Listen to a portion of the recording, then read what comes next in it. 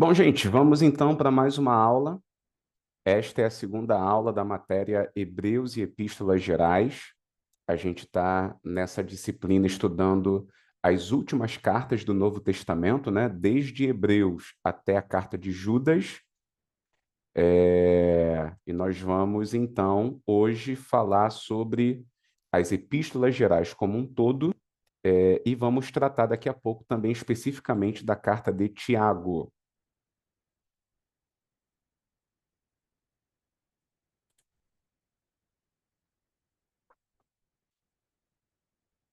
Olá, irmã Tânia, boa tarde, seja bem-vinda.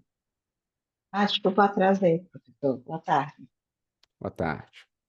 Bom, a gente está começando agora justamente explicando a proposta de hoje, que é estudar o que são as epístolas gerais, e daqui a pouco a gente vai tratar especificamente da carta de Tiago. Bom, vamos lá. Por que que essas cartas que encerram o Novo Testamento são chamadas de epístolas gerais? Elas, inclusive, podem receber o nome tanto de epístolas gerais, como aparece aqui, como também de epístolas católicas, né? E aí é bom ressaltar, talvez alguém não esteja familiarizado com isso, quando a gente chama aqui de epístolas católicas, não é concernente à religião do catolicismo. Nós usamos aí a palavra católica como sinônimo de algo que é universal, algo que é geral, tá? É esse o sentido da palavra católica. Inclusive, o nome Igreja Católica é com esse sentido, de igreja universal, uma igreja que alcança o mundo inteiro. Mas quando a gente classifica as cartas do Novo Testamento como cartas católicas ou cartas gerais, é no sentido de que essas cartas elas foram originalmente escritas para um conjunto geral de igrejas, né? Para um conjunto mais amplo de comunidades cristãs. Isso, naturalmente, é um contraste com as cartas paulinas, porque as cartas de Paulo, elas têm um endereço bem específico. Nós vimos aqui na matéria anterior que as epístolas paulinas, elas foram destinadas ou a igrejas, a comunidades específicas ou a indivíduos. Então, quando a gente fala aí de Romanos, Coríntios, Gálatas, Efésios, Filipenses, Colossenses, Tessalonicenses, nós estamos falando sobre cartas que foram destinadas a comunidades, a igrejas específicas de algumas cidades, como Roma, no caso dos romanos, Corinto, no caso dos coríntios, Filipos, no caso dos filipenses, Galácia, no caso dos gálatas, Colossos, no caso dos colossenses, Tessalônica, no caso dos tessalonicenses. O mesmo se aplica a cartas individuais. Filemão, Timóteo, Tito, elas já têm aí o endereço bem definido. Foram cartas escritas para indivíduos, para pessoas. Agora, essas cartas que nós temos no final do Novo Testamento, elas não foram escritas para uma comunidade específica. Tiago, 1 Pedro, 2 Pedro, Judas e as cartas de João, elas foram escritas para um conjunto mais amplo de igrejas. Ou seja, não foram enviadas apenas para uma cidade, foram enviadas para um conjunto mais amplo de igrejas. Por exemplo, ó, quando a gente pega a primeira carta de Pedro, olha aqui, ó, 1 Pedro capítulo 1, Pedro diz assim: aos peregrinos da dispersão, Ponto, Galácia, Capadócia, Ásia, Bitínia, ou seja, não é para uma comunidade só, são várias comunidades que recebem essa carta. Quando a gente pega Tiago, se aplica algo parecido. Ó, Tiago escreve as 12 tribos da dispersão. Essas 12 tribos, naturalmente, têm aí uma alusão ao povo judeu, né, que era dividido em 12 tribos. Ao que parece aqui, Tiago, então, ele estava escrevendo a igreja que, em sua maioria, era composta por judeus convertidos a Cristo e que, na época em que essa carta foi escrita, esses judeus cristãos não estavam em Jerusalém, não estavam na Palestina, eles estavam na dispersão, isto é, eles estavam espalhados por outras regiões do mundo. Provavelmente, inclusive, essa carta de Tiago, ela deve ter sido escrita para aqueles cristãos que fugiram de Jerusalém em Atos capítulo 8, em decorrência da perseguição que houve na cidade. Diz aqui, ó, Atos 8:1. Naquele dia levantou-se grande perseguição contra a igreja que estava em Jerusalém, e todos, exceto os apóstolos, foram dispersos pelas regiões da Judéia e da Samaria. Ou seja, esses judeus foram dispersos. Eles saíram de Jerusalém e começaram a se espalhar primeiro pelas regiões de Judéia e Samaria, porém depois a gente sabe que eles vão ainda mais longe. Então, provavelmente é para esses cristãos que Tiago escreve a sua carta. Então, eles não estão alocados numa única cidade, eles estão espalhados por várias cidades. As cartas de João, a gente não tem aqui um destinatário especificado na primeira carta, mas nós temos na segunda e na terceira. E aí, nesse caso, as cartas de João, elas acabam sendo uma exceção, porque segunda e terceira João, elas sim foram escritas para destinatários específicos. Por exemplo, segunda João, o texto fala, o ancião, a senhora eleita. Então, a carta foi escrita para um destinatário identificado como senhora eleita. Que senhora eleita é essa? Aí existem algumas hipóteses. Pode se tratar de uma irmã, uma mulher. João pode ter escrito essa carta para uma mulher cristã que não é identificada na carta, ou, como muitos acreditam, essa expressão senhora eleita talvez não se refira a uma pessoa, se refira a uma igreja, a uma comunidade. Então, essa senhora eleita seria uma igreja, né? Uma comunidade cristã, e os seus filhos que aparecem aqui seriam então os membros dessa igreja para a qual João escreveu a sua carta. Já terceira João tem um destinatário também especificado, que é o irmão Gaio, né? O ancião ao amado Gaio. Esse Gaio aí a gente não tem mais informações no Novo Testamento. Até aparece outro personagem chamado Gaio, lá no livro, se eu não me engano, de Atos ou de 1 Coríntios. Deixa eu conferir aqui. Eu sei que Gaio aparece em Atos, tem um Gaio também em Romanos, e também tem um Gaio em 1 Coríntios, conforme os versículos que eu mostrei para vocês agora. Porém, não existe nenhuma evidência que comprove que esse Gaio de 3 João seja o mesmo que aparece em Atos, Romanos e 1 Coríntios. Na verdade, deve ter sido uma outra pessoa com o mesmo nome. E Judas, por sua vez, também não contém um destinatário específico. Porém, a própria carta também indica que é uma carta geral. O texto fala, ó, Judas aos chamados, amados em Deus Pai e guardados em Jesus Cristo. Ou seja, não é uma carta escrita para uma igreja de uma determinada cidade.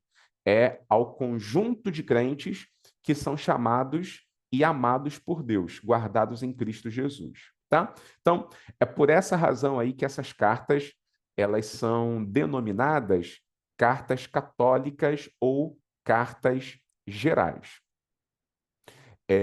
Outro ponto que é oportuno a gente comentar aqui sobre essas cartas é que elas, dentre os livros do Novo Testamento, elas, junto com o Apocalipse, foram os livros que sofreram maior resistência à sua canonização, né? Inclusive, a gente comentou algo do tipo, algo sobre esse assunto, lá na matéria de bibliologia, né, que foi a primeira matéria desse curso. E aí nós aprendemos que existe os livros que nós chamamos de antilegômenas. O que são esses livros antilegômenas? São os livros que sofreram alguma resistência à sua canonização. Isto é, eles foram muito debatidos, foram muito discutidos, porque nem todo mundo os aceitava como um livro inspirado, portanto, um livro canônico. Quais foram as dificuldades que nós tivemos em cada um deles? Por exemplo, Tiago. É, Tiago foi uma carta que teve dificuldade quanto à sua canonização, porque Tiago trata de um tema que é polêmico, que é a justificação pelas obras, que é algo que aparentemente entra em conflito com aquilo que Paulo ensinou sobre a justificação pela fé. É só vocês lembrarem daquele texto de Tiago, capítulo 2. Olha aqui, ó, Tiago, capítulo 2. Aí nós temos aqui embaixo um trecho que é polêmico, que é o da fé sem obras é morta. E aí, no final dessa passagem, olha o que ele diz aqui, ó, versículo 24, por exemplo. Verificais que uma pessoa é justificada por obras e não por fé somente. De igual modo, não foi também justificada por obras a meretriz Raabe, quando acolheu os emissários e os fez partir por outro caminho? Observe que aqui Tiago ele defende que o crente ele não é justificado apenas pela fé, ele é justificado também pelas obras. E essa afirmação era uma afirmação polêmica, porque Paulo trata desse assunto na sua carta aos Romanos, só que lá Paulo fala da justificação pela fé, bem claramente, né? A gente vê isso, por exemplo, aqui no capítulo 3. Olha o que ele diz aqui no versículo 27, por exemplo. Onde, pois, a jactância foi de todo excluída. Por que lei das obras? Não, pelo contrário, pela lei da fé. Concluímos, pois, que o homem é justificado pela fé, independentemente das obras da lei. Ou seja, enquanto Paulo defende que a justificação é pela fé somente, Tiago defende que a justificação é pela fé e pelas obras. Então, essa aparente contradição fez com que Tiago tivesse uma certa resistência à sua canonização. Mas o que na época se levou em conta para considerar Tiago uma carta canônica? É o fato de que, quando Tiago trata da justificação pelas obras, ele não está discordando de Paulo, né? E também, quando Paulo trata da justificação pela fé, ele não está discordando de Tiago. Os dois estão certos. A questão é que cada um está tratando de um tema diferente. Romanos fala da justificação pela fé, que não depende das obras da lei, tá? O foco aqui não é falar de qualquer obra. O foco aqui é falar das obras da lei. Por isso que eu estou destacando essa expressão aí no versículo 28 de Romanos 3. As obras da lei.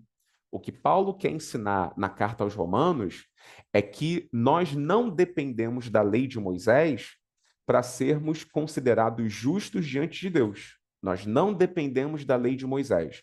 Nós não dependemos da circuncisão, da guarda do sábado, das festas judaicas. Nós não dependemos dos sacrifícios, dos rituais no templo. Nada que era pertinente à lei de Moisés é necessário para a nossa justificação. Nós nos tornamos justos única e exclusivamente pela fé em Jesus. Eu não preciso da lei de Moisés, eu só preciso crer em Jesus, sendo então justificado pela graça. O que Tiago ensina não é uma contradição a isso. O que Tiago ensina em Tiago capítulo 2 é que sim, nós somos justificados pela fé. Só que essa fé, ela não é uma fé inerte, não é uma fé antinomista.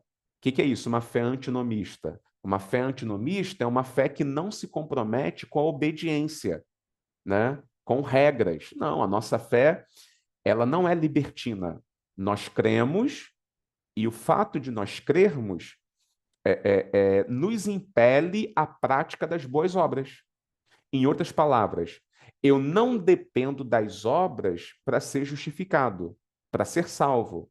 Porém, toda pessoa que é salva, ela pratica boas obras. É o que a gente vê, por exemplo, aqui em Efésios, capítulo 2, no versículo 8. Olha o que Paulo diz: porque pela graça sois salvos mediante a fé, e isto não vem de vós, é dom de Deus, não de obras para que ninguém se glorie, pois somos feitura dele, criados em Cristo Jesus para boas obras, as quais Deus de antemão preparou para que andássemos nelas. Ou seja, é, é, eu não dependo das boas obras para ser salvo, mas quem é salvo pratica boas obras, porque Deus preparou essas obras para nós andarmos nelas. É sobre isso que Tiago fala, né? Tiago não está discordando de Paulo. O que Tiago está ressaltando é que a fé que nos justifica é uma fé obreira, é uma fé obediente, é uma fé que nos impele à santidade.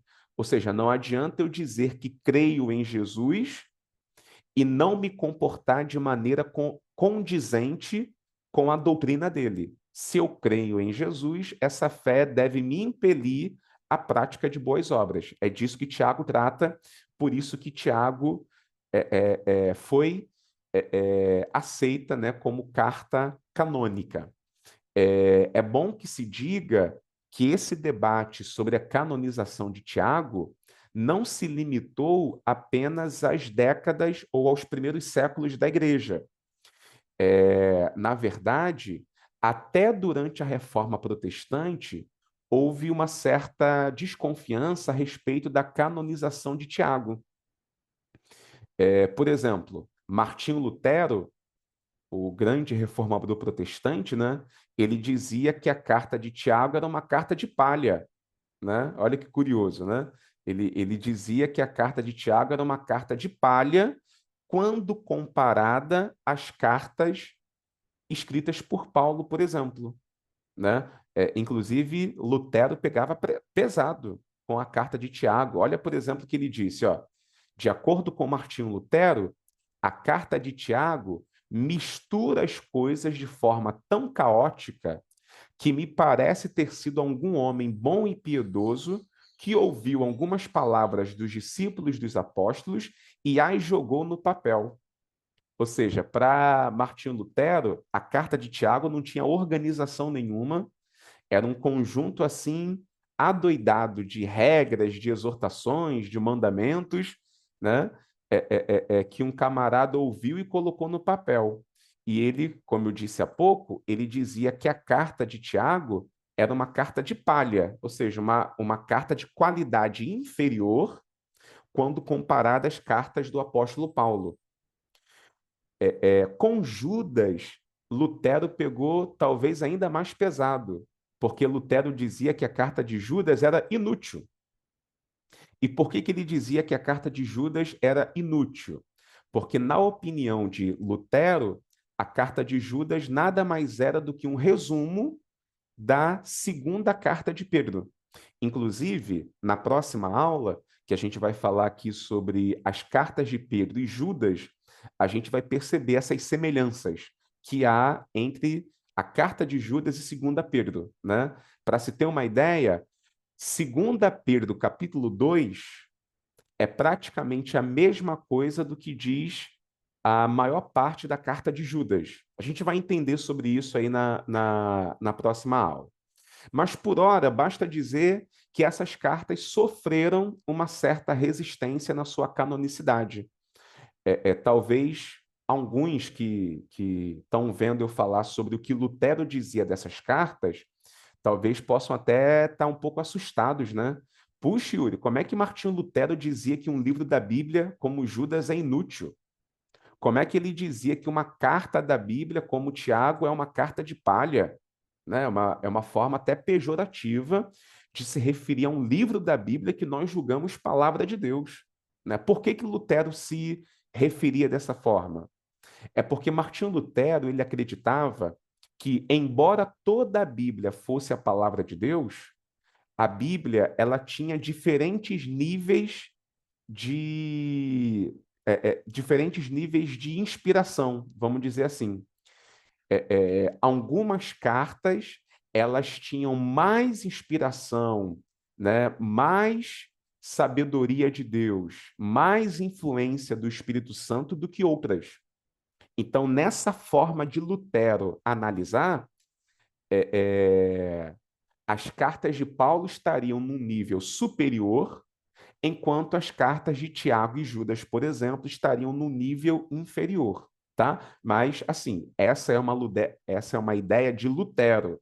Não significa que todos nós protestantes pensemos da mesma forma. Pelo contrário, os protestantes em geral acreditam que toda a Bíblia tem o mesmo nível de inspiração, de espiritualidade, de poder. É evidente que alguns livros são mais úteis do que outros na liturgia, no dia a dia, na doutrina da igreja, né? Porque, naturalmente, alguns livros contêm mais informações do que outros.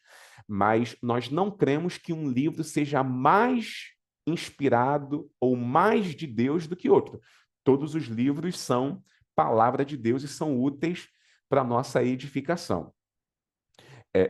Então, assim, como eu dizia, Tiago teve problemas com a sua canonicidade por conta do tema, né, da justificação pelas obras. Depois de Tiago, nós temos Segunda Pedro, tá? Segunda Pedro foi uma carta também que teve certa desconfiança se ela era uma carta, se ela deveria ser uma carta canônica. E por quê? Porque muitos teólogos não acreditavam que Pedro tinha escrito essa carta.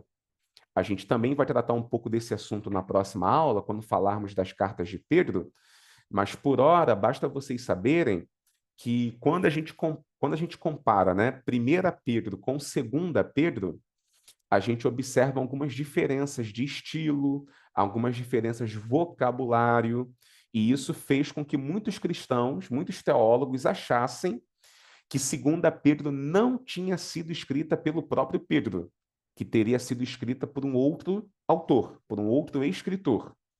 Só que na época a igreja a igreja assim em geral acabou aceitando que foi Pedro quem escreveu a carta e aí manteve Segunda Pedro como carta canônica.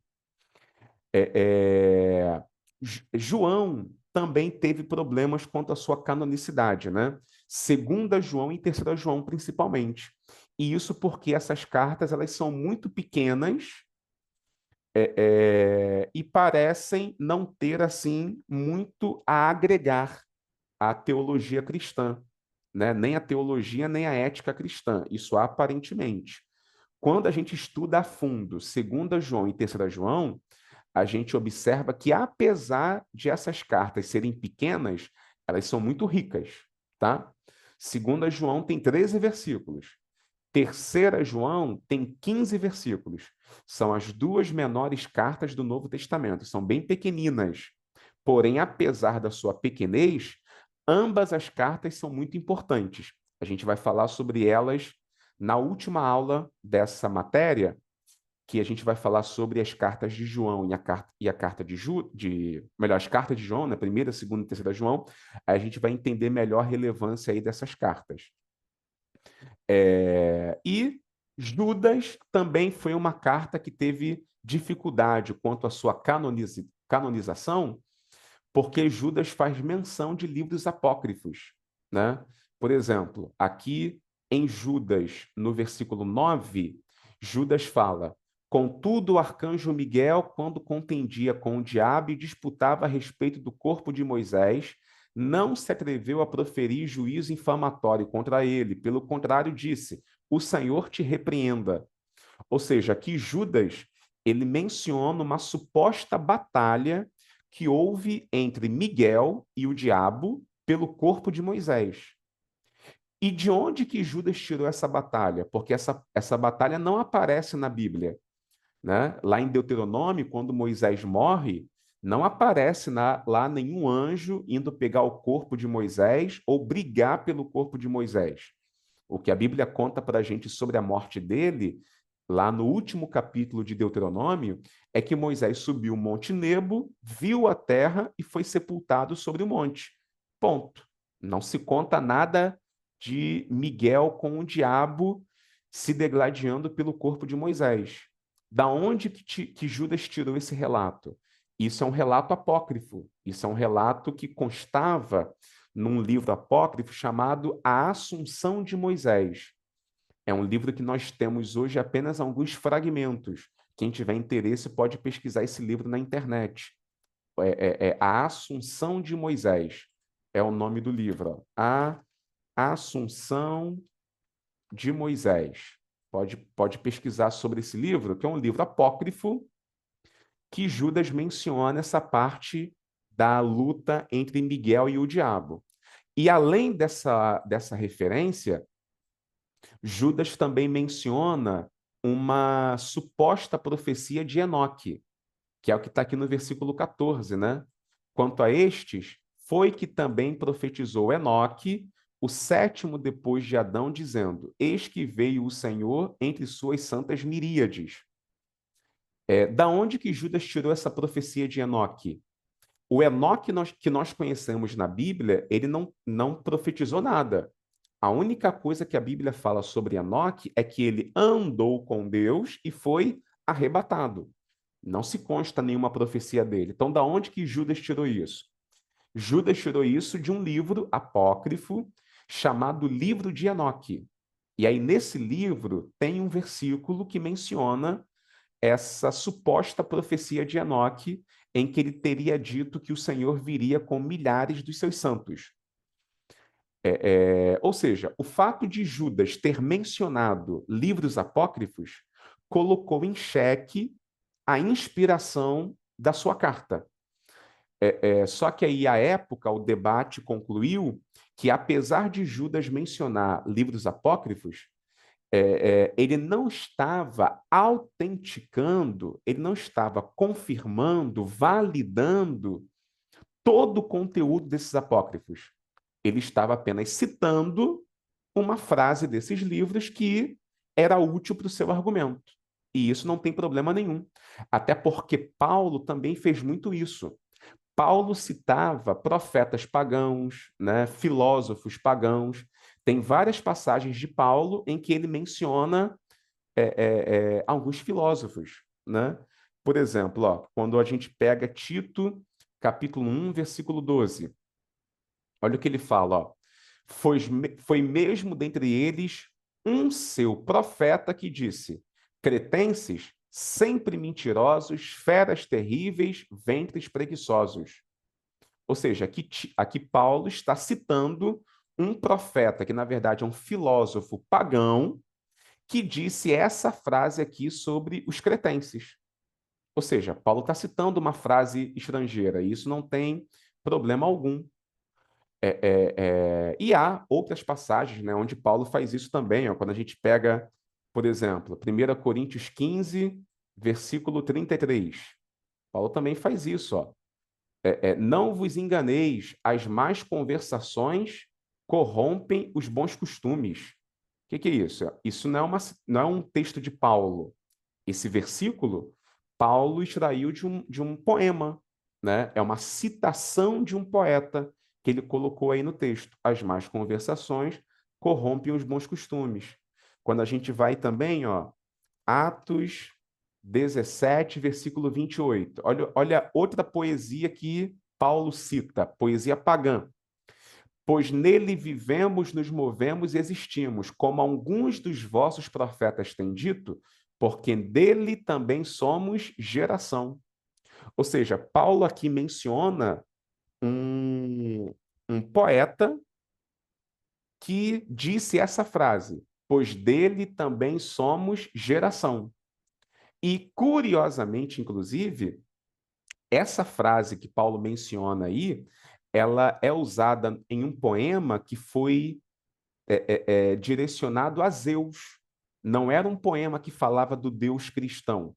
Era um poema que falava de uma divindade grega, de um Deus pagão, né? Só que Paulo pegou a frase e aplicou ao nosso Deus. Ou seja, só para não ficar assim, uma explicação muito longa e muito técnica, não há problema nenhum em mencionar textos pagãos, né, e textos apócrifos, porque a citação não valida todo o conteúdo. A citação apenas confirma uma frase que faz sentido para a gente, né? Não é porque uma coisa não é cristã que significa que todo o seu conteúdo seja impróprio, seja enganoso. Não. Existe verdade também em textos que não estão na Bíblia, mas que também ensinam coisas que a Bíblia concorda. Seria mais ou menos essa a forma de dizer, tá? Então, assim, esses livros, eles tiveram certa resistência à sua canonicidade, mas foram aceitos, ainda bem, né? Porque todas essas cartas aí, elas são muito úteis conforme a gente vai estudando aí ao longo da disciplina. Tiago, Pedro, Judas, João, apesar de toda a polêmica que já envolveu o reconhecimento dessas cartas, todas elas são inspiradas por Deus e são úteis para a nossa edificação. E é por isso que a gente tem uma matéria aqui no curso só para tratar delas. Tá bom? Bem, tudo bem até aqui? Deu para entender direitinho? Alguma dúvida, meninas?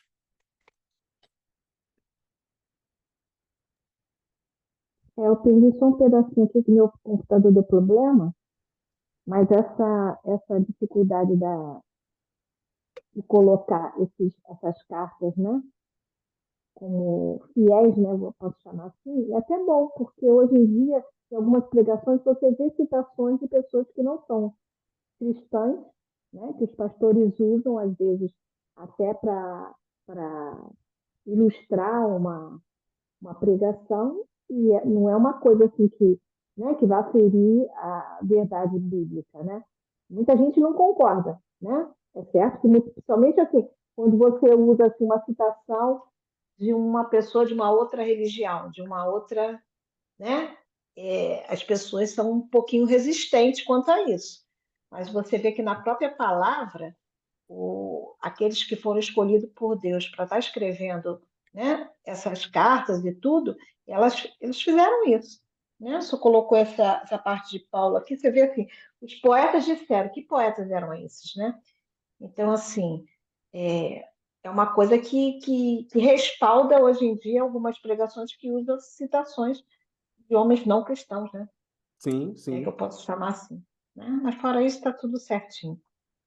Essa é uma boa observação, porque, de fato, volta e meia, algumas pessoas levantam essa polêmica, né? Como se fosse errado a gente citar, mencionar, fazer alusão, ler material de pessoas que não são cristãs. Tem evangélicos que são muito religiosos e eles acham que as únicas coisas que prestam são as de origem evangélica. Então, música, só presta música se for evangélica, não pode ouvir música que não seja evangélica, né? Uma música secular não pode ouvir. Filme, só pode assistir filme evangélico, não pode assistir filme, né, secular. Livro, só pode ler livro evangélico, não pode ler livros de outros autores seculares. Pessoas assim, elas, me desculpem a expressão, são pessoas habitoladas, né? São alienadas porque elas não estão seguindo o exemplo da própria Bíblia. Em momento algum, a Bíblia sugere que somente o material que a gente produz dentro da nossa religião é que é útil. Não, pelo contrário. A própria Bíblia, como a gente viu aí nesses exemplos, os escritores da Bíblia citaram pessoas que não eram cristãs e nem judias, mas entendendo que eles tinham ensinado alguma coisa útil que valeria a pena incluir nas suas cartas. Então, Paulo fez isso, Judas fez isso e outros autores fizeram isso, ou seja, pegaram material de outros segmentos e trouxeram para sua reflexão. É, ler material de outras religiões não é pecado, não, gente. Pelo contrário, ler material de outra religião também pode refinar a sua argumentação, a sua cultura, o seu conhecimento, né? Porque nós cremos sim que a Bíblia é a verdade, que Jesus Cristo é a verdade. Nós cremos que a verdade está na palavra de Deus. Mas isso não significa que não haja coisas verdadeiras em outras religiões. Quem tiver experiência de ler os escritos de outros líderes religiosos vai encontrar alguma coisa útil, né?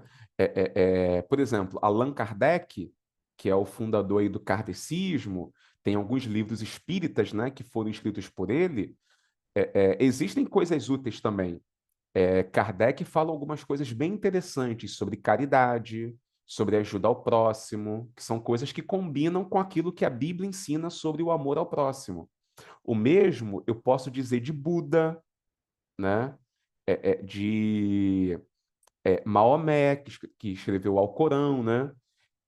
Quem tiver a oportunidade de ler algum material de outros religiosos, você vai encontrar ensinamentos úteis. Você vai encontrar coisas interessantes que são aplicáveis. É evidente. Tudo tem que ser examinado à luz da Bíblia, né? Então, esses outros livros a gente lê, a gente examina, tendo a Bíblia como referência. Mas isso é para estimular a leitura, não para proibir. Estimula-se que a gente faça a leitura de outros materiais para que você enriqueça a tua cultura, enriqueça o teu conhecimento e assim você tenha maior habilidade para poder argumentar, para poder conversar. Isso, inclusive, é até uma porta de evangelização, né? Porque quando você conversa com um espírita, por exemplo, se você demonstra que você conhece os ensinamentos de Allan Kardec, com certeza aquele espírita ele vai ficar mais interessado ainda em te ouvir, porque ele vai perceber que não está conversando com um ignorante, e está conversando com alguém que conhece a religião dele e que está disposto a ter um diálogo aberto. E isso é favorável à evangelização. O que eu não posso, evidentemente, é tomar qualquer coisa como verdade sem consultar a Bíblia. A Bíblia é a nossa fonte de verdade, tá? É, Bom, nós vamos é, é, fazer agora o estudo sobre a carta de Tiago. Essa primeira parte aí foi apenas uma introdução falando sobre as cartas gerais, e aí nós vamos falar sobre a carta de Tiago, só que como já são 10 para as 4, para eu não quebrar o assunto para fazer intervalo, vamos fazer um intervalinho agora, de 5 minutinhos.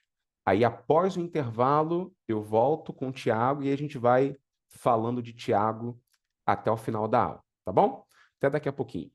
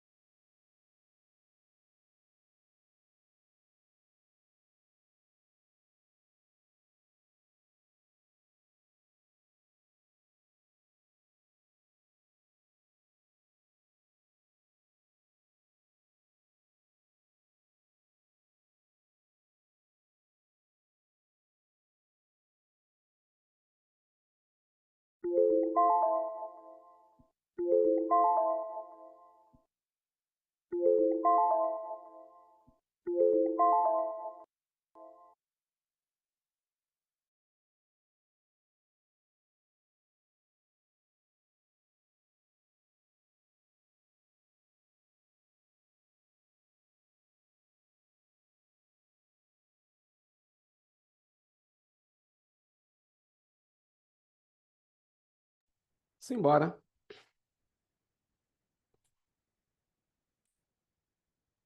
Bom, gente, vamos então aí tratar agora da carta de Tiago, que é uma carta bem interessante, não tão simples de compreender assim todo o seu enredo, mas a gente vai chamar a atenção de algumas passagens que vão nos ajudar aí a ter uma visão geral dessa carta, tá?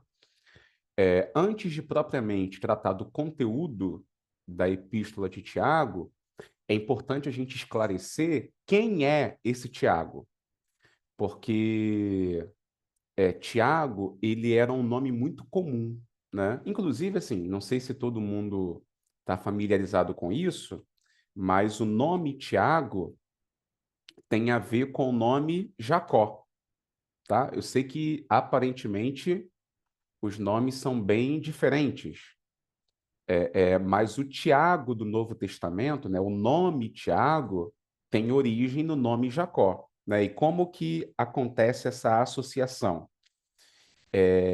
Jacó em hebraico é Iakov. Em grego, Iakov é Iacobos, tá? Iacobos, mais ou menos assim. Quando o nome Iacobos foi latinizado, né, ganhou sua forma latina, o que era Iacobos virou Iago, tá? Iago. E aí vocês sabem que esse nome na Igreja Católica é o nome, né, esse personagem, né, Tiago, ele é um santo. Então, havia o Santo Iago, Santo Iago. Santo Iago, quando é aglutinado, quando é juntado, fica Santiago. E aí, quando se tira o santo do nome, vira Tiago, tá? Ou seja, eu sei que a trajetória aí ela parece um pouco longa, mas é por essa razão aí que o nome Tiago é tão comum, porque na verdade Tiago é uma alusão a Jacó, o nome Jacó. No Novo Testamento nós temos vários Tiagos. Só no conjunto de 12 apóstolos de Jesus Cristo havia dois Tiagos. Nós temos o Tiago, filho de Zebedeu, né? Tiago, filho de Zebedeu, e nós temos um outro Tiago que é filho de Alfeu. Esse Tiago, filho de Zebedeu, ele ficou conhecido como Tiago o Maior. E o Tiago, filho de Alfeu, consequentemente, ficou conhecido como Tiago o Menor. Yuri, por que que um é chamado de maior e outro de menor? Não sabemos com exatidão. Pode ser uma questão física. Talvez o Tiago, filho de Zebedeu, fosse de estatura alta, enquanto o filho de Alfeu fosse de estatura baixa. Quem acompanha a série The Chosen deve observar isso, né? Que no grupo dos apóstolos existe o Tiagão e o Tiaguinho. O Tiagão, justamente, é um cara alto, enquanto o Tiaguinho, Tiago o menor, é um Tiago mais baixinho. Esse Tiago aqui, o Tiago filho de Zebedeu, não tem como ter sido ele o autor da carta. Por que que não tem como ter sido ele? Porque esse Tiago ele morreu cedo. A morte dele aparece lá em Atos capítulo 12. Olha aqui o versículo 2, ó. Fazendo passar fio de espada a Tiago, irmão de João. Ou seja, Tiago morre em Atos 12, então ele não teve tempo de escrever essa carta. Do conjunto de apóstolos, o Tiago que sobra é esse aqui. Tiago, filho de Alfeu, também chamado de Tiago o Menor. A Igreja Católica acredita que foi esse Tiago quem escreveu a carta, tá bom? Os católicos acreditam que o Tiago, autor da carta, é esse Tiago o Menor, filho de Alfeu, um dos 12 apóstolos. Agora, por que que, em geral, os protestantes discordam disso? Porque lá na própria carta de Tiago, Tiago, deixa eu ver aqui, ó, Tiago, capítulo 1, versículo 1, diz assim, ó, Tiago, servo de Deus e do Senhor Jesus Cristo. Aqui ele se identifica como servo de Deus e de Jesus Cristo. Porém, na carta de Judas, Judas diz que é irmão dele. Olha aqui, ó, Judas, servo de Jesus Cristo e irmão de Tiago. Ou seja, esse Judas aí, ele informa que ele é irmão de Tiago. Se ele é irmão de Tiago, esse Tiago não deve ser um dos 12 apóstolos. Existe um outro Tiago que aparece no Novo Testamento, que também tem um irmão chamado Judas. Que Tiago é esse? É o Tiago que aparece em Marcos, capítulo 6, no versículo 3.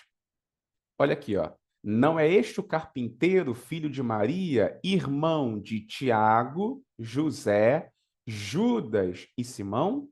E não vivem aqui entre nós suas irmãs? E escandalizavam-se nele. Ou seja,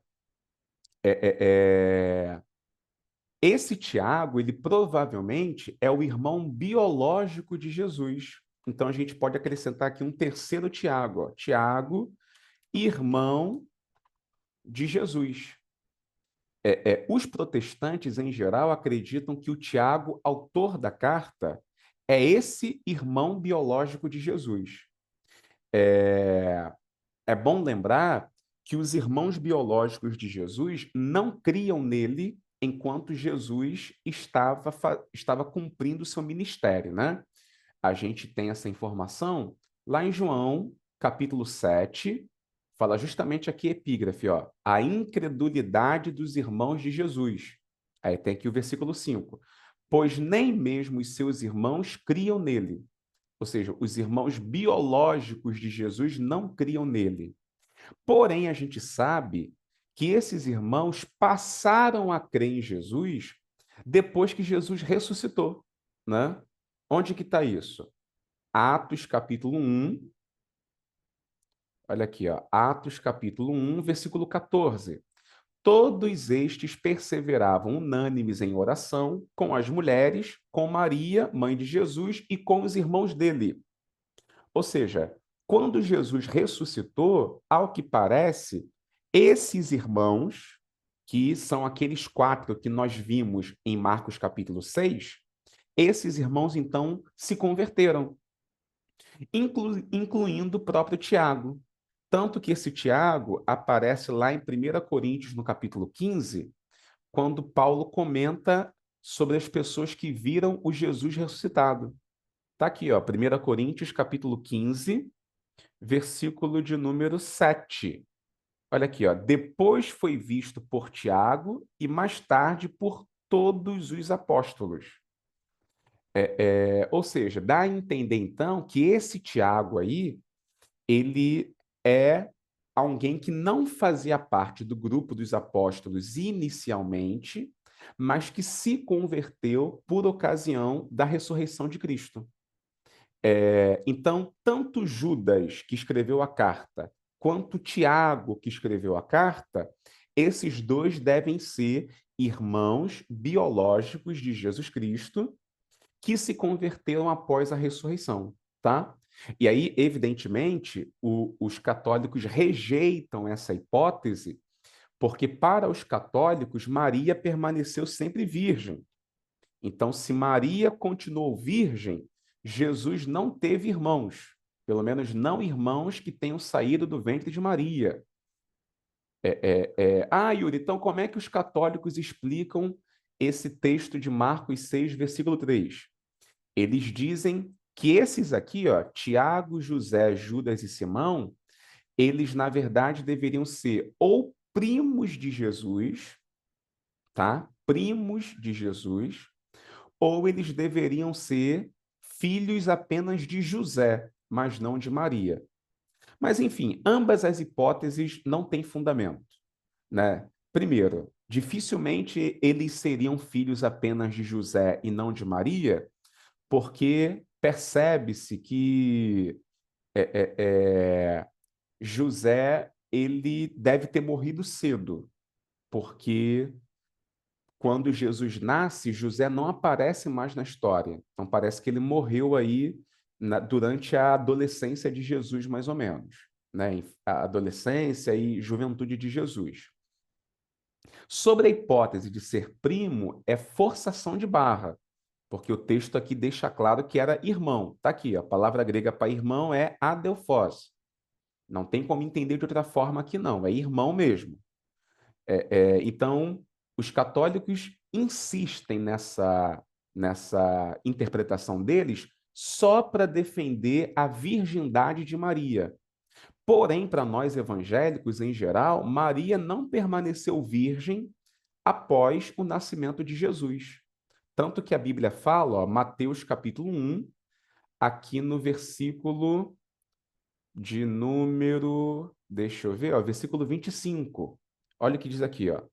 Contudo, não a conheceu enquanto ela não deu à luz um filho, a quem pôs o nome de Jesus. Ou seja, o que o texto informa é que José não se relacionou sexualmente com Maria enquanto ela não deu à luz.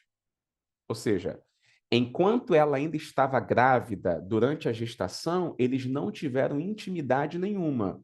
Maria concebeu Jesus Cristo virgem. Agora, depois que Jesus nasceu, não tem por que achar que ela permaneceu nessa condição. Nenhum texto bíblico tenta ensinar isso. Não, Maria ela teve uma vida conjugal normal, tanto que teve outros filhos que são aqueles que nós identificamos como irmãos biológicos de Jesus, tá? Esse Tiago, gente, que é o irmão de Jesus, é ele que também aparece no livro de Atos como o líder da igreja de Jerusalém. Por exemplo, ó, quando a gente lê Atos capítulo 15, que é onde tem o concílio de Jerusalém, né, que é aquela reunião dos apóstolos lá na cidade, nós temos aqui, ó, o parecer de Tiago. Esse Tiago aqui, que emite a sua opinião, o seu parecer, esse é o Tiago, irmão biológico de Jesus, pelo menos na nossa visão protestante. Para os católicos, como eu já disse, esse Tiago aí é o Tiago apóstolo, Tiago o menor. Agora, independentemente de esse Tiago aqui ser irmão de Jesus ou apóstolo de Jesus, esse Tiago é o mesmo que escreveu a carta, tá? Então, o escritor da carta de Tiago é o mesmo que aparece em Atos capítulo 15, como líder da igreja em Jerusalém, é o mesmo que aparece lá em Gálatas como uma das colunas, né? Paulo menciona isso em Gálatas capítulo 2, né? Quando ele fala sobre as colunas, Pedro, Tiago e João, o Tiago que ele faz alusão naquela passagem, está aqui, ó, versículo 12. Com efeito, com efeito, antes de chegarem alguns da parte de Tiago, né, da parte de Tiago, aí aqui mais à frente, no versículo 9, nós temos: e quando conheceram a graça que me foi dada, Tiago, Cefas e João, que eram reputados colunas, então esse Tiago aqui é o mesmo que escreveu a carta. Só vai ficar aí para a eternidade a polêmica se aquele Tiago é o irmão biológico de Jesus ou se era um dos 12 apóstolos, como pensam os católicos. Tá bom? Deu para entender essa questão aí? Alguma dúvida?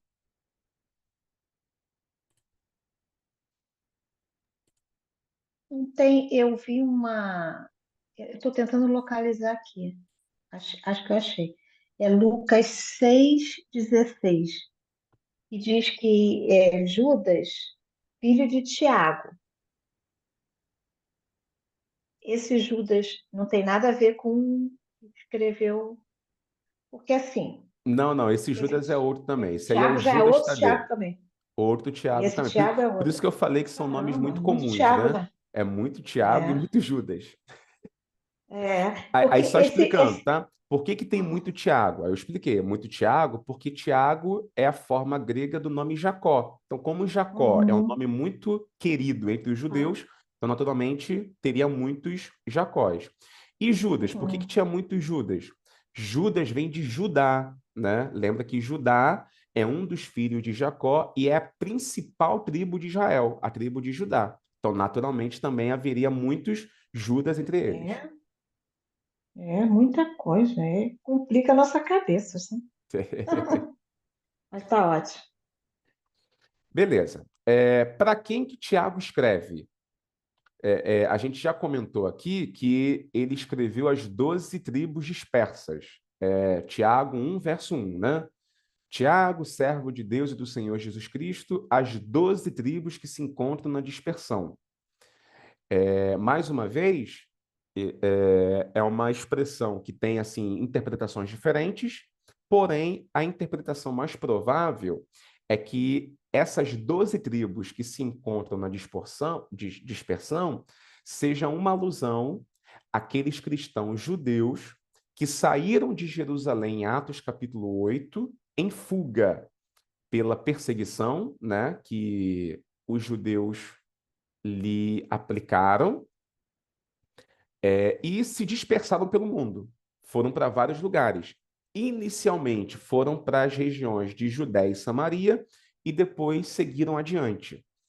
Então, conforme esses crentes iam se espalhando, Tiago mandou uma carta para esses crentes, né, que deviam estar aí espalhados em algumas cidades, com algumas saudações, com algumas recomendações. Algo que é curioso com relação aos destinatários dessa carta é que Tiago ele tem um linguajar muito rude. Tiago ele pega muito pesado com esses leitores. Por que que eu estou falando isso? Inclusive, eu coloquei essa observação para a gente perceber ao fazer a leitura, que é a seguinte, ó. Olha esses versículos aqui, ó. Tiago chama de irmãos todos os leitores, pelo menos umas 15 vezes. Só que Tiago não chama só de irmão. Tiago chama também de homem vão. Olha aqui, ó. Por exemplo, Tiago, capítulo 2, versículo 20. Mas queres saber, ó homem insensato, ou como diz a revista corrigida, ó homem vão, né? Ele chama de homem vão. Só que desses, esse apelido é o mais leve. No capítulo 4, ele chama de adúlteros. Olha como é que ele pega pesado. Ó. Tiago 4, verso 4. Adúlteros e adúlteras, não sabeis vós que a amizade do mundo é inimizade contra Deus? Olha outro texto. Tiago 4, versículo 8. Ele chama de indeciso e de duplo ânimo. E pecadores, né? Pecadores e de duplo ânimo. Chegai-vos a Deus, ele se chegará a vós. Alimpai as mãos, pecadores. E vós, de duplo ânimo, purificai os corações. Ou seja, Tiago, ele chama seus leitores de irmãos, como está aqui, ó. Por exemplo, Tiago 1, versículo 2. Meus irmãos, tem de grande gozo. Vou até pegar aqui a revista atualizada, que aí você vai ver destacando aí a palavra irmão. Olha o versículo 9. O irmão, porém, de condição humilde. Versículo 16: Não vos enganeis, meus amados irmãos. Versículo 19: Sabeis estas coisas, meus amados irmãos. Capítulo 2, verso 1: Meus irmãos. Verso 5: Ouvi, meus amados irmãos. Verso 14: Meus irmãos, qual é o proveito? Capítulo 3: Meus irmãos, não vos torneis muitos de vós mestres. Versículo 12: Acaso, meus irmãos, versículo 10: Meus irmãos, não é conveniente que estas coisas sejam assim. Ou seja, várias vezes Tiago se refere a seus leitores como seus irmãos. Ele fala, meus amados irmãos ou meus irmãos. Porém, curiosamente, ao mesmo tempo que Tiago chama de irmãos, ele chama adúlteros e adúlteras, pecadores, voz de duplo ânimo. Ou seja, Tiago ele pega um pouco pesado, né? Por outro lado, é, é, fica evidente que, apesar das falhas cometidas por esses irmãos, Tiago ainda os considera seus irmãos, né? São pecadores, mas são seus irmãos. São de duplo ânimo, mas são seus irmãos. Ou seja, Tiago, ele usa expressões severas, pesadas, para falar, para se dirigir a algumas pessoas.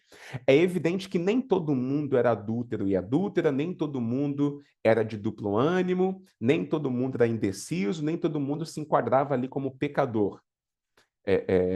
Só que Tiago, ele não escreve uma carta para cada pessoa. Ele escreve uma carta só para a igreja como um todo. E na igreja como um todo, nós temos todo esse perfil. Nós temos irmãos, só que entre os irmãos há pessoas de todo tipo. Há irmãos pecadores, há irmãos adúlteros, há irmãos indecisos, há irmãos com variados vícios de comportamento, mas todos eles são chamados de irmãos, tá? Bem, do que exatamente trata a carta? Vamos fazer um passeio aí pela carta de Tiago, só para a gente observar algumas orientações que ele dá, lembrando que essa carta ela parece ter sido escrita para aqueles cristãos que fugiram de Jerusalém por conta da perseguição dos judeus. Então, quais são as orientações que Tiago dá? Olha o versículo 2, por exemplo. Meus irmãos, tende por motivo de toda alegria o passardes por várias provações. Deixa eu pegar a revista corrigida. Eu gosto mais da tradução da revista corrigida, porque eu estou mais familiar. A gente, em geral, né, está mais familiarizado com o texto da corrigida, que é um texto mais clássico, e a gente lembra melhor algumas passagens. Deixa eu mostrar aí para vocês, vai aparecer aí agora a carta de Tiago aí na versão revista e corrigida. Pronto, deixa eu aumentar um pouquinho para ficar mais claro aí para todo mundo. Vamos ver aí algumas orientações que Tiago dá na sua carta. Primeiro, ó, Tiago 1, verso 2. Meus irmãos, tende grande gozo quando cairdes em várias tentações, sabendo que a prova da vossa fé produz a paciência. Ou seja, lembra que esses irmãos, eles estavam sob perseguição e estavam fugindo de Jerusalém, né? Então, quando Tiago fala para eles terem alegria quando cairdes em várias tentações, é importante a gente frisar que cair em tentação aqui não é pecar, né?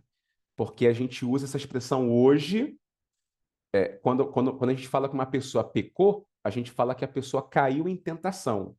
Só que não é o caso aqui, tá? A palavra grega para tentação aqui é a mesma que é traduzida por provação em outros versículos.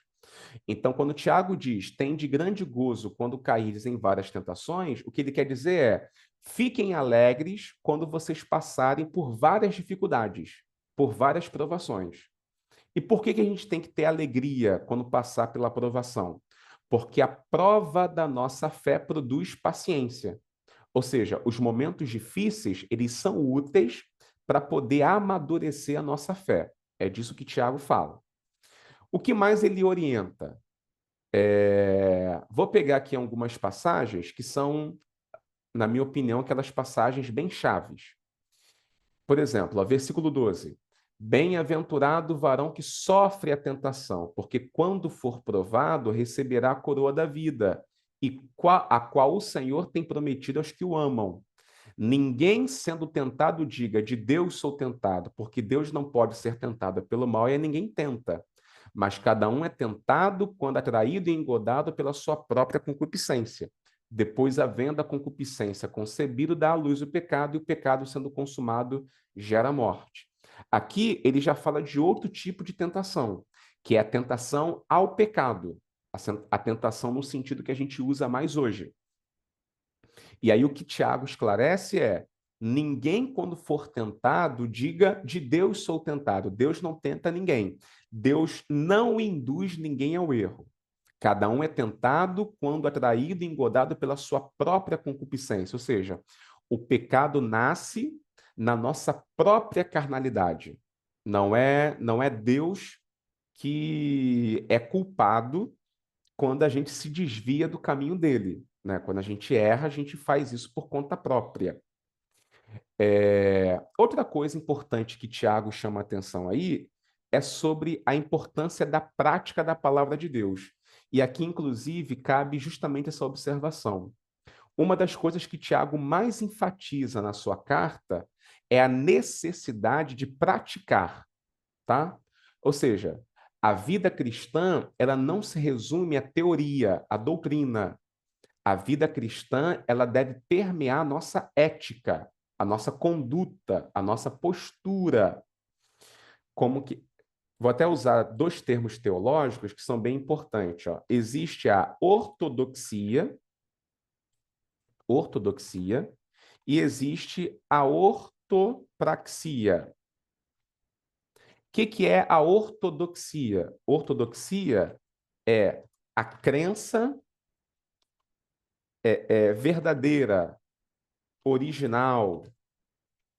E o que é ortopraxia? Ortopraxia é a prática verdadeira ou original. Por que eu estou explicando isso? Porque existem algumas cartas do Novo Testamento, inclusive, em que o autor ele se preocupa mais com a ortodoxia. É o caso de algumas cartas de Paulo. Por exemplo, Romanos, a gente já estudou aqui sobre Romanos, né? Quando você pega Romanos do capítulo 1 até o capítulo 11, é Paulo cuidando da doutrina. Agora, do capítulo 12 até o capítulo 16, é Paulo cuidando da prática, da ética, da conduta. Essa mesma divisão aparece em outras cartas de Paulo. Quando você pega Efésios do capítulo 1 até o capítulo 3, doutrina. Do capítulo 4 ao capítulo 6, ética. Colossenses, capítulo 1 e capítulo 2, doutrina. Capítulo 3 e capítulo 4, ética. Ou seja, é muito comum separar doutrina, que é a parte teórica, é a parte teológica, e ética, que é a parte comportamental.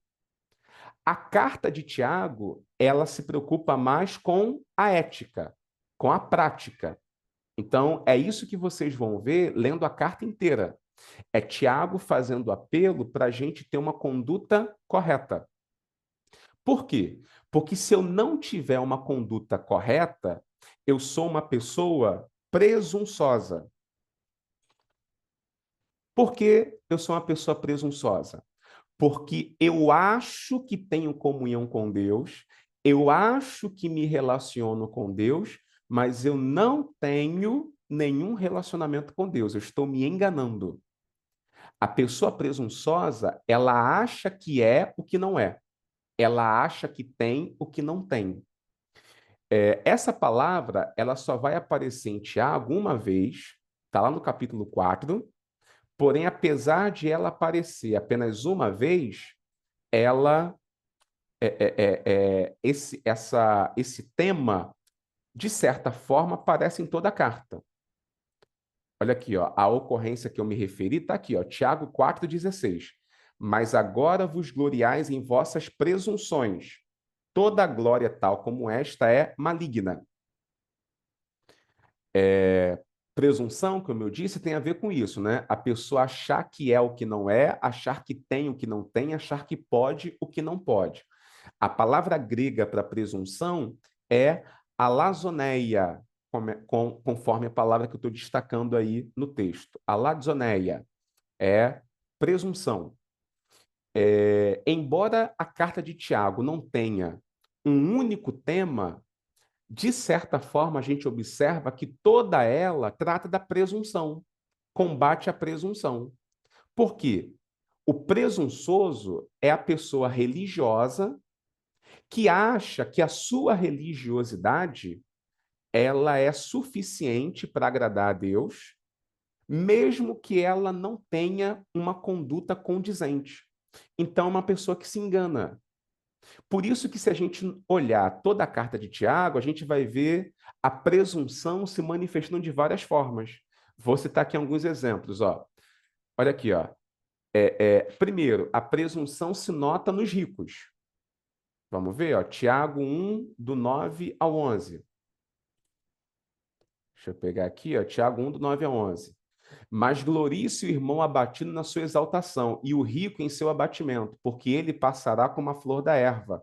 Sai o sol com ardor, e a erva seca, e a sua flor cai, e a formosa aparência do seu aspecto perece. Assim se murchará também o rico em seus caminhos. Primeira pessoa presunçosa é o rico, porque ele acha que o dinheiro dele é suficiente para ele viver bem. Só que um dia a aparência vai passar, o dinheiro vai acabar, o luxo vai passar e ele vai ter que prestar contas diante de Deus dos seus atos. Então, primeiro presunçoso é o rico. Segundo presunçoso é aqueles que ouvem, mas não praticam a palavra.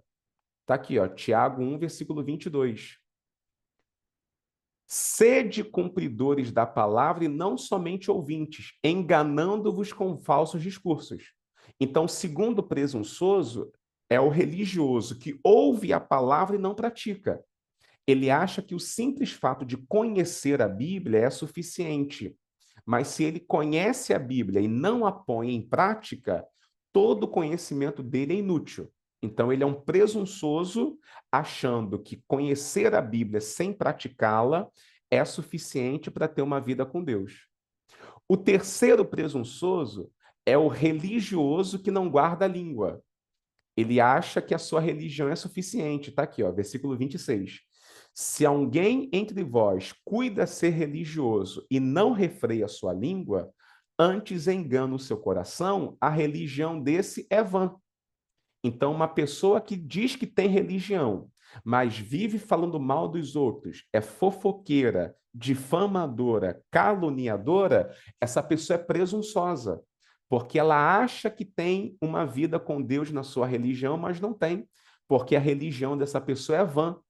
A religião que Deus aprecia é essa aqui, ó, do versículo 27. A religião pura e imaculada para com Deus o Pai é esta: visitar os órfãos e as viúvas nas suas tribulações e guardar-se da corrupção do mundo, tá? Quem mais é presunçoso nessa carta de Tiago? O quarto presunçoso eram os irmãos que desonravam o pobre. Aí, nesse caso, não são ricos, são também pobres. Pobres desonrando outros pobres. Olha aqui, ó, Tiago, capítulo 2, versículo 6. Mas vós desonrastes o pobre. Porventura não vos oprimem os ricos e não vos arrastam aos tribunais? O que acontecia lá em algumas igrejas, né, desses cristãos judeus? Quando chegava uma pessoa rica, eles tratavam muito bem. Colocava a pessoa nos melhores assentos, né? Dava para aquela pessoa assim, muita atenção. Agora, quando chegava uma pessoa pobre, essa pessoa pobre ela era desprezada, colocava lá no canto da igreja para ninguém ver. Ou seja, eles tratavam as pessoas de acordo com a aparência, dando mais importância aos ricos do que aos pobres.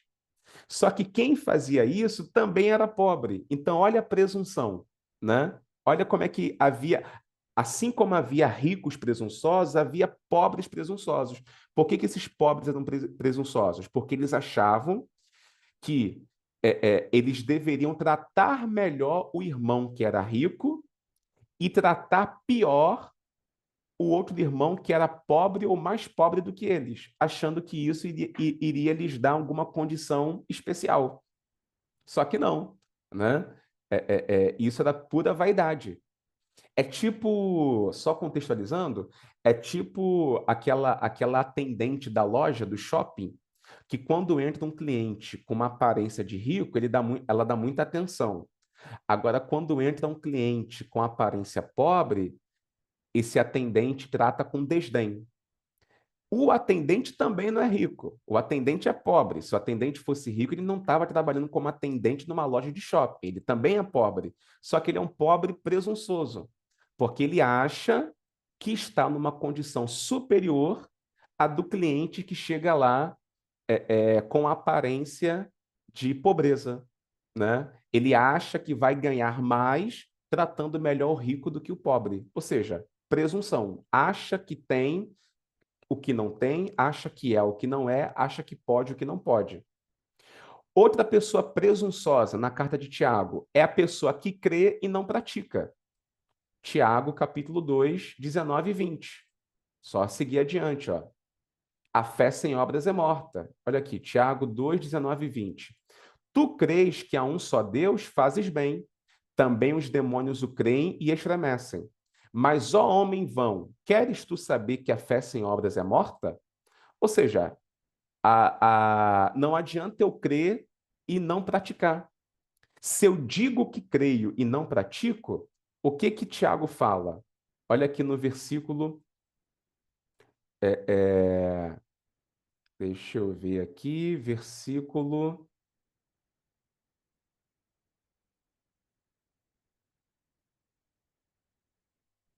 Ó, versículo 14.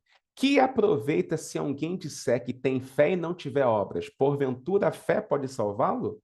Se o irmão ou a irmã estiverem nus, estiverem em falta de mantimento, e alguém disser, ide em paz, aquentai-vos, fartai-vos, e lhes não derdes as coisas necessárias para o corpo, que proveito virá daí? Ou seja, não tem proveito nenhum. A, a, a pessoa que diz que crê, mas essa fé não se traduz em práticas concretas para se agradar a Deus, não vale de nada. Por isso que o versículo 19 é tão emblemático. Tu crê que há um só Deus, fazes bem. Também os demônios o creem e estremecem. Ou seja, uma pessoa que crê e não pratica, ela também é presunçosa, porque ela acha que tem vida com Deus e não sabe que ela está na mesma condição que os demônios, porque os demônios também creem e estremecem.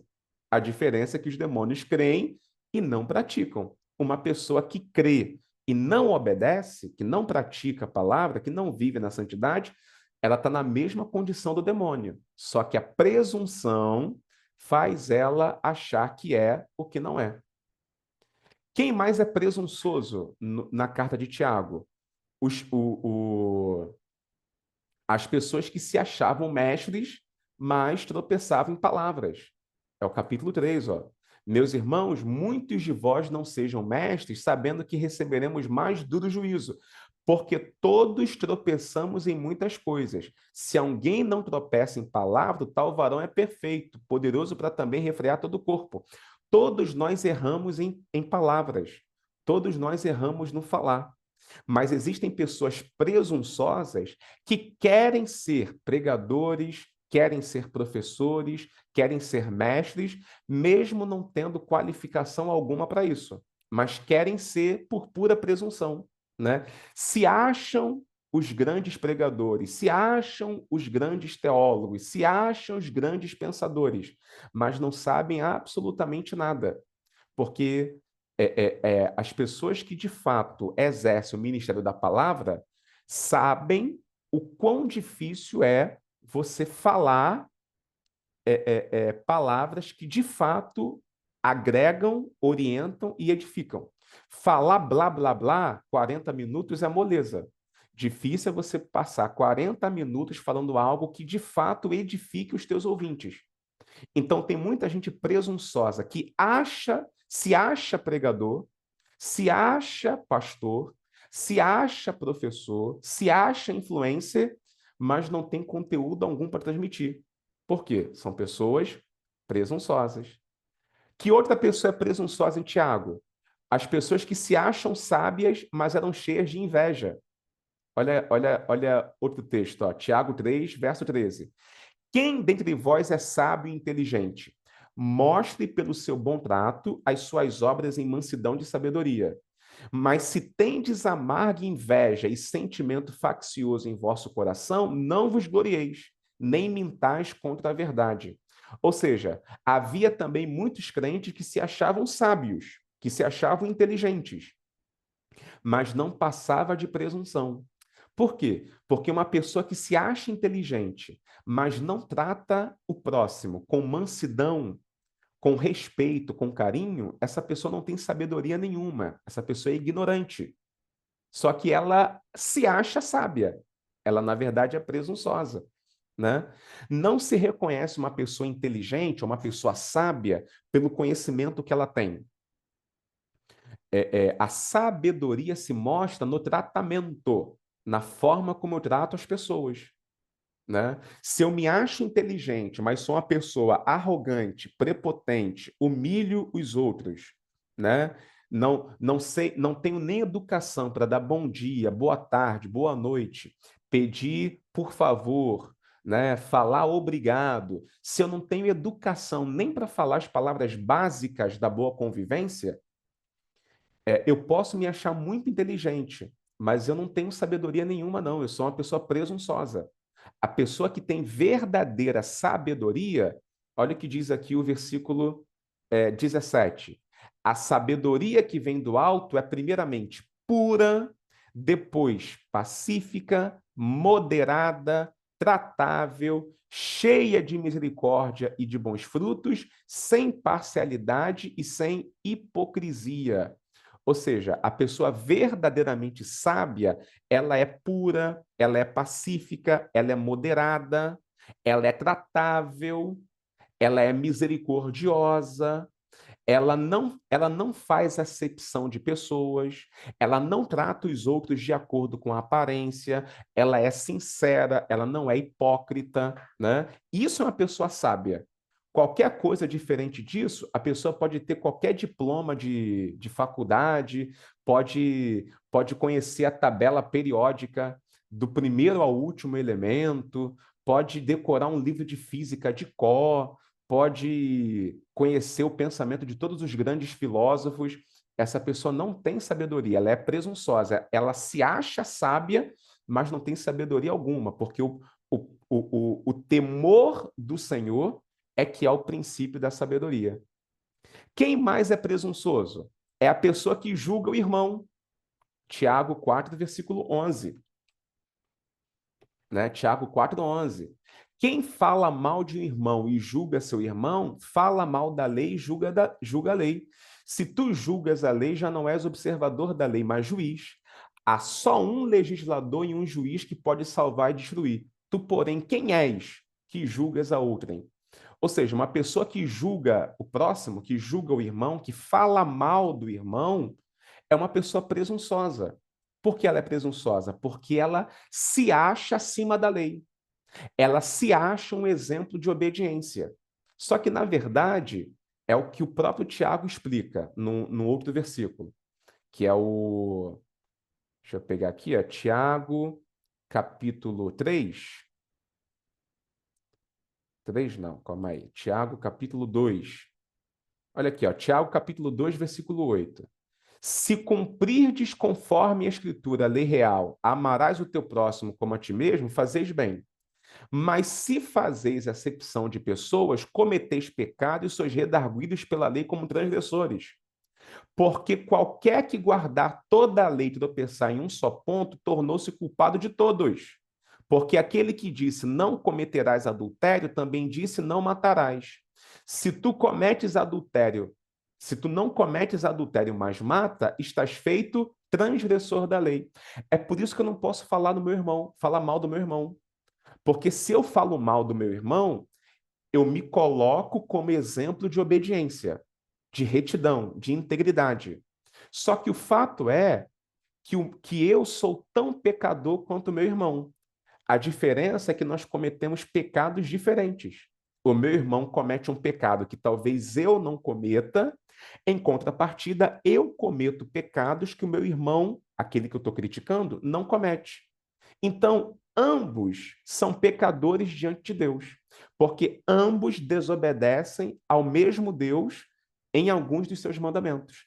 Por isso que falar mal do irmão também é algo, é uma atitude presunçosa. Porque quem fala mal dos outros se acha um exemplo, uma referência de obediência. Acha que está acima da lei, mas não está, né? Você é tão pecador como aquela pessoa de quem você fala mal. Você só comete pecados diferentes. Quando mais a pessoa é presunçosa em Tiago? Quando a pessoa faz planos para o futuro sem um consentimento divino. Olha aqui o Tiago 4, versículo 13. Eia, agora vós dizeis: hoje ou amanhã iremos a tal cidade, e lá passaremos um ano, contrataremos e ganharemos. Digo-vos que não sabeis o que acontecerá amanhã, porque o que é a vossa vida? É um vapor que aparece por um pouco e depois se desvanece. Em lugar do que devias dizer: se o Senhor quiser e se vivermos, faremos isto ou aquilo. Mas agora vos gloriais em vossas presunções. Foi aquilo que eu comentei no início dessa série aqui que a gente está vendo. Ou seja, a pessoa é presunçosa quando ela faz planos sem o consentimento divino. Amanhã eu vou fazer tal coisa. Depois de amanhã eu vou fazer tal coisa. E aí eu acho que eu terei saúde, vida e condições de realizar tudo aquilo que eu quero. Só que é pura presunção. Porque se o Senhor não quiser, eu não vou fazer nada. Se o Senhor não permitir, eu não vou fazer nada. Eu só posso fazer aquilo que Deus permite. Ou seja, um dos principais erros que Tiago quer combater é a presunção. É você não se achar além do que você é você não pensar que tem o que você não tem, é você não pensar que você pode o que você não pode. O que Tiago chama a atenção na sua carta é a necessidade de a gente ser humilde, da gente ser ético, da gente procurar praticar de verdade a palavra. Ou seja, não vale a pena viver de aparência, não vale a pena ostentar uma religiosidade aparente, porque tudo isso é presunção. A vida com Deus verdadeira, ela se traduz em atitudes concretas de retidão, obediência, santidade, companheirismo, boas obras, respeito, tá? Ou seja, ser um cristão de verdade é agir da maneira como Cristo ensinou. Qualquer coisa diferente disso faz de você um falso cristão. E como falso cristão, se você acha que é cristão, mas não vive de acordo com os ensinamentos de Cristo, você é uma pessoa presunçosa. Beleza? Deu para entender direitinho? Alguma dúvida? Eu até para entender porque Lutero chamou isso aí de palha, né? Deve ter incomodado ele algum desses critérios. O senhor foi muito bonzinho em falar e, e é na loja que a gente encontra esse tipo de discriminação das pessoas, né? Quando a pessoa rica entra numa igreja, de uma pessoa mais pobre, mais simples, é totalmente diferente. O lugar está guardado, a cadeira é mais lustrada, né? Não, é não, Célia, fala aí. A cadeira é mais lustrada, o local é mais, né? As pessoas sorriem mais, e aquela coisa de é pobre como eu sou pobre, é irmão como eu sou irmã, mas há uma diferença muito grande. Então, isso aí deve ter incomodado o Lutero em alguma partezinha dele. Pode ser. Espinhozinho na carne dele deve ter doído quando ele leu, aí ele não admitiu aquilo dentro da própria igreja, né? Porque vão tirar isso daqui para ninguém ser confrontado. Mas é maravilhoso, eu estou assim admirada, né?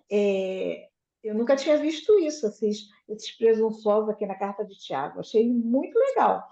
E o jeito assim, eu não sei como é que era o Tiago, né? Mas assim, se ele fosse realmente um irmão de Jesus, aquele que recebeu Jesus somente depois, né, quando Jesus ressuscitou, tem toda a cara, porque assim, a gente quando está novo convertido, a gente tem essa mania, né? Todo mundo é irmão, né?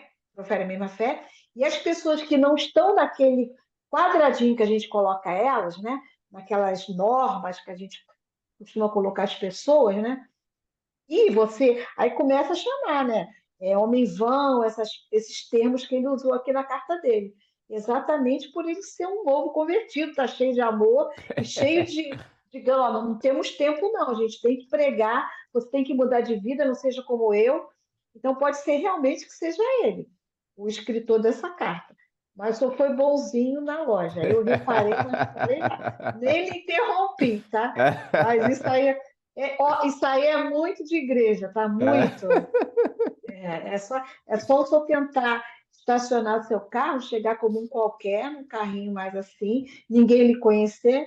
Agora, se lhe conhecer e chegar de terno e gravata, só tem a vaga, já Sim. começa lá, antes de entrar na igreja, já vai começar cheio de regalias, né? Mas Infelizmente, eu sei que tem lugar que eu só sou bem recebido porque eu chego lá como pregador. Porque se eu chegasse isso lá aí. como um visitante qualquer, nem olhavam na minha cara. Isso aí, isso aí, isso aí. E as pessoas agora que já lhe conhecem, já deve ter uma cadeirinha especial, uma cadeirinha para sua esposa, tudo bonitinho, a sala VIP esperando, então aquela coisa toda, né? E Tiago, ele é maravilhoso, gente, é maravilhoso. A gente tem que ficar lendo essa carta aí toda hora, porque a gente tem muito de para aprender, né? E colocar a gente porque é vergonhoso, é muito Isso aí, vergonhoso, assim, né? A gente se vê nessa carta. E a isso gente aí, se vê isso de uma aí. maneira muito errada mesmo. Até tem uma dinâmica que não é que coloca uma pessoa pedindo esmola na porta da igreja, depois aquela pessoa entra na igreja, é apenas um obreiro disfarçado, né? Que ninguém Sim, ligou para, né? Então, assim, aquilo ali é para chocar mesmo e a pessoa acordar, né? isso Porque aí, isso aí. tá difícil. Ainda bem que está bem perto de Apocalipse, Tiago, bem pertinho. Pô, acerta agora, meu filho, tá chegando o tempo. Quer comentar também, Célia? Pastor, perfeito. Realmente, eu não sabia sobre essa carta do Tiago. Agora, resumindo, Jesus volta hoje, muita gente não vai. Muita igreja vai ficar. Pois é, pois é. Olha, pastor, você perfeito. Por isso que eu digo, quando eu crescer, eu quero ser igual ao senhor. Essa carta, gente, Érica, ela é maravilhosa. Ela é maravilhosa. Ela é uma carta que, assim, ela não tem conversa fiada. ah, Tiago não perde tempo com blá, blá, blá. não, É não. esse o tom dele. Não, não, não me diga que você é crente só porque anda com a Bíblia debaixo do braço, Isso só aí, porque isso aí. você casou na igreja direitinho, só porque você é batizado nas águas, só porque você tem um Tem rol de, cargo. um cargo eclesiástico, né? Você é diácono, presbítero, pastor. Nada disso me interessa. Vamos ao que interessa. Tu cumpre o que você ouve? Você trata bem as pessoas? Você, quando faz planos, você se submete à direção de Deus? Você fala demais? Você se irrita facilmente? Você ofende as pessoas? Né? Se você age de maneira que não condiz com o caráter de Jesus, você não tem nada a ver com ele. Então, se você não tem nada a ver com ele, você não tem como ser chamado de cristão. Para ser cristão, tem que se identificar com a pessoa de Cristo. E outra Pastor, coisa, né, pastor? é, as Pode pessoas falar, acham, Sérgio. pastor, desculpa, as pessoas acham assim, aceitou Jesus já é salvo, né? Muita gente às vezes olha isso, né?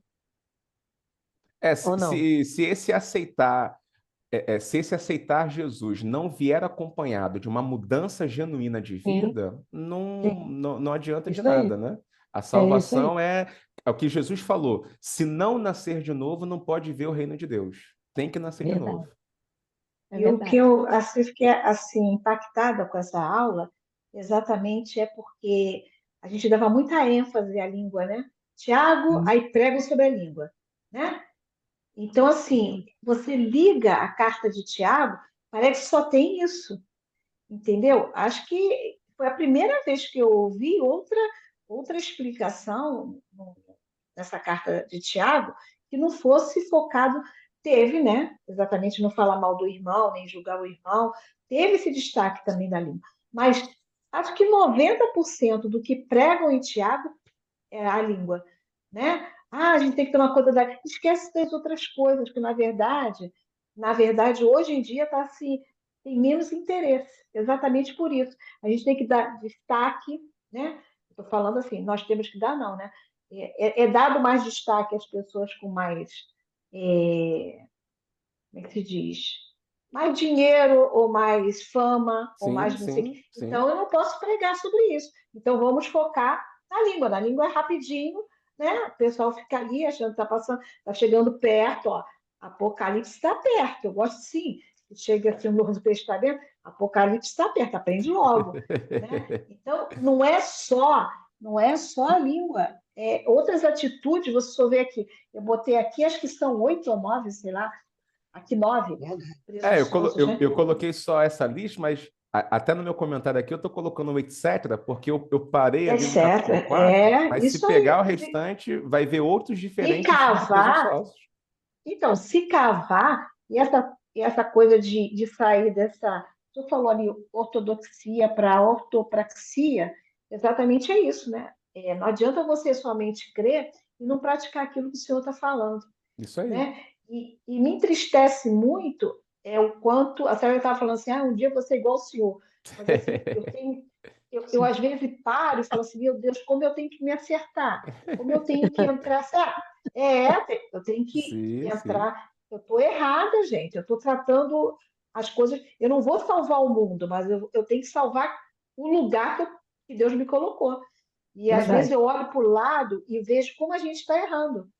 Cada aula que a Verdade. gente passa, a gente fica mais indesculpável, né? Isso aí, isso E aí. isso aí está pesando muito, essas aulas estão pesando. Por isso, quando terminando essa aula, é uma churrascaria com uma pizzaria, com uma É, comida japonesa, tudo junto, para comemorar, porque é muita pancada. É isso muito, é, é isso sério, a gente é, apanhou bastante. isso é curioso pelo seguinte, né? Porque assim, Jesus também pregou muitos sermões, mas Sim. indiscutivelmente o sermão mais conhecido e mais duro que Jesus pregou foi justamente o Sermão da Montanha, né? Lá no Sermão da Montanha é Mateus do capítulo 5 até o capítulo 7. É, E curiosamente, inclusive eu coloquei isso aí na apostila, a carta de Tiago, ela tem muita semelhança com o Sermão do Monte. Vários versículos da carta de Tiago foram naturalmente inspirados no Sermão do Monte. Olha aqui, ó, vou dar alguns exemplos. Deixa eu zerar aqui. Olha, por exemplo, ó, Tiago, capítulo 1, versículo 2. Tiago fala: Meus irmãos, tende grande gozo quando cairdes em várias tentações.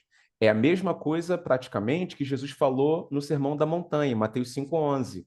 Né? Bem-aventurados sois vós quando vos injuriarem, perseguirem, mentindo, disserem todo mal contra vós. Ou seja, eu tenho que me alegrar também quando passar pela provação, pela perseguição, porque grande vai ser o meu galardão no céu. Olha aqui mais exemplos, ó. Tiago 1, versículo 4. Tenha, porém, a paciência sua obra perfeita, para que sejais perfeitos e completos sem faltar em coisa alguma. Aí, quando você vai no Sermão da Montanha, Mateus 5,48. Sede vós perfeitos, como é perfeito o vosso Pai que está nos céus. Mais uma semelhança. Tiago 1, versículo 5. Olha o que Tiago fala. Se algum de vós tem falta de sabedoria, peça para Deus que a todos dá liberalmente. Ou seja, peça que Deus dá. É o que Jesus pregou também no Sermão da Montanha, Mateus 7,7. Pedi e Hum. dar-se-vos-á. Buscar e encontrareis. Batei e abre-se-vos-á. Olha aqui, ó, mais semelhanças. Tiago 1, 19 e 20. O que Tiago fala? Meus irmãos, todo homem seja pronto para ouvir, tardio para falar e tardio para se irar, porque a ira do homem não opera a justiça de Deus. É o que Jesus pregou no Sermão da Montanha, Mateus 5, 22. Eu, porém, vos digo que qualquer que sem motivo se encolerizar contra seu irmão será réu de juízo. Qualquer que disser a seu irmão raca, né, que significa você não presta, será réu do sinédrio. Qualquer que lhe disser louco será réu do fogo do inferno. Então, a ira não opera a justiça de Deus, eu não tenho que ofender as pessoas. Olha aqui, ó, mais semelhanças. Tiago 1, 22. O que Tiago fala? Sede cumpridores da palavra e não somente ouvintes, enganando-vos com falsos discursos. É o que Jesus pregou no Sermão da Montanha. Todo aquele, pois, que escuta estas minhas palavras e as pratica, é semelhante ao homem prudente que edificou a casa sobre a rocha. Olha aqui, ó, mais um. Tiago 2,5. Porventura não escolheu Deus aos pobres deste mundo para serem ricos na fé? Tiago fala que Deus escolheu os pobres para serem ricos na fé. É o que Jesus pregou no Sermão da Montanha, Mateus 5,3. Bem-aventurados os pobres de espíritos, porque dele é o reino dos céus. Vamos lá, ó, mais semelhanças. Tiago 2,10. Olha o que Tiago fala. Qualquer que guardar toda a lei e tropeçar em um só ponto, tornou-se culpado de todos. O que Jesus pregou no Sermão da Montanha? Mateus 5,19. Qualquer, pois, que violar um dos mais pequenos mandamentos e assim ensinar aos homens, será chamado o menor no reino dos céus. Aquele, porém, que os cumprir e ensinar, será chamado grande no reino dos céus. Vamos lá, ó. Tiago 2,13. O que Tiago fala? O juízo será sem misericórdia sobre aquele que não fez misericórdia. A misericórdia triunfa sobre o juízo. O que Jesus pregou no Sermão da Montanha? Mateus 5,7. Bem-aventurados os misericordiosos, porque eles alcançarão misericórdia. Olha aí, ó. Olha quantas semelhanças a gente pode aqui chamar a atenção. Vou destacar aqui mais algumas, ó. Deixa eu pegar aqui alguma semelhança bem interessante. Por exemplo, ó, Tiago 5, versículo 9. Irmãos, não vos queixeis uns contra os outros, para que não sejais condenados. Eis que o juiz está à porta. Ou seja, não é para eu me queixar um contra o outro, julgar e falar mal de ninguém. Isso lembra o Sermão da Montanha, Mateus 7,1. Não julgueis, para que não sejais julgados. O que Tiago ensinou também? Ó? Tiago 4,4. Adúlteros e adúlteras, não sabeis vós que a amizade do mundo é inimizade contra Deus? Qualquer que quiser ser amigo do mundo constitui-se inimigo de Deus. Ou seja, não dá para ser amigo do mundo e amigo de Deus ao mesmo tempo. É a mesma coisa que Jesus ensinou no Sermão da Montanha. Mateus 6,24. Ninguém pode servir a dois senhores. Ou há de odiar a um e amar o outro, ou se dedicar a um e desprezar ao outro. Não podeis servir a Deus e a Mamon. Né? Vamos lá, ó. Mais exemplos de semelhança do Sermão da Montanha com a carta de Tiago. Olha o que Tiago fala, Tiago 5,12. Sobretudo, meus irmãos, não jureis nem pelo céu, nem pela terra, nem façais qualquer outro juramento, mas que a vossa palavra seja sim, sim, não, não, para que não caiais em condenação. É aquilo que Jesus falou também no Sermão da Montanha. Mateus 5, 34. Eu, porém, vos digo que de maneira nenhuma jureis, nem pelo céu, que é o trono de Deus, nem pela terra, que é os cabelos de seus pés, nem por Jerusalém, que é a cidade do grande rei, nem jurarás pela tua cabeça, porque não podes tornar um cabelo branco ou preto. Seja, porém, o vosso falar sim, sim e não, não. O que passa disso é procedência maligna. Citei aí só alguns exemplos para vocês perceberem que a carta de Tiago, ela é baseada no Sermão do Monte, no Sermão da Montanha. O que isso quer mostrar? Que da mesma forma que naquele sermão Jesus foi incisivo, Jesus pregou uma mensagem de fato para dar um choque de realidade nas pessoas, de que agradar a Deus é muito mais do que a nossa religiosidade. É com esse pensamento em vista que Tiago escreve a carta dele, ensinando que para a gente ter vida com Deus, as nossas crenças têm que se traduzir em práticas. Ou seja, não importa apenas o que eu creio, o que importa é se aquilo que eu creio está me levando à prática, né, de coisas que agradam a Deus. Sem isso, a minha fé é morta. Sem isso, a minha religião não tem relevância. Beleza? Beleza, perfeito. Perfeito. Por isso, assim, eu acho que Lutero tinha algum Perfeito, problema meu com Deus. relação a isso aí, porque não tem como é que se diz, o que contestar dessa carta. Pelo contrário, ela é bem, assim, Eu acredito até, com essa sua referência que o senhor colocou agora, que Tiago talvez estivesse ali no Sermão do Monte ouvindo ali alguma coisa, né? Pode ser, Ficou no né? Pode coração ser. dele, então ficou no coração dele, aí aquilo foi criando raiz, pronto. Aí o bonito se converteu e botou na própria carta exatamente, ó, ele falou e não estava cumprindo, por isso que é a impaciência dele, aquela nossa impaciência que a gente tem quando a gente é nova convertida, depois a gente vai melhorando um pouquinho, né? Eu acredito. Né? A gente vai entendendo que a pessoa ainda não tem entendimento suficiente, mas no início a gente não entende que a pessoa não tem esse direito. Você não tem direito de não entender, você tem que aceitar. A gente é assim, Sim, né? sim. E Tiago tem um pouquinho disso, né? Mas assim, foi perfeita essa carta, pastor. Olha, foi muito bom você ter colocado ela num dia único, porque ela realmente é muito rica. Sim, Muito sim, rica. sim. Uma benção, uma benção. Muito Beleza, gente. boa. Vamos encerrar por aqui. Lembrando que semana que vem a gente não terá aula, né? Dia 1º de Tá agosto, bom. a gente vai descansar. No dia 8, a gente recomeça para as nossas próximas aulas aí de Pedro, Judas e João, tá bom?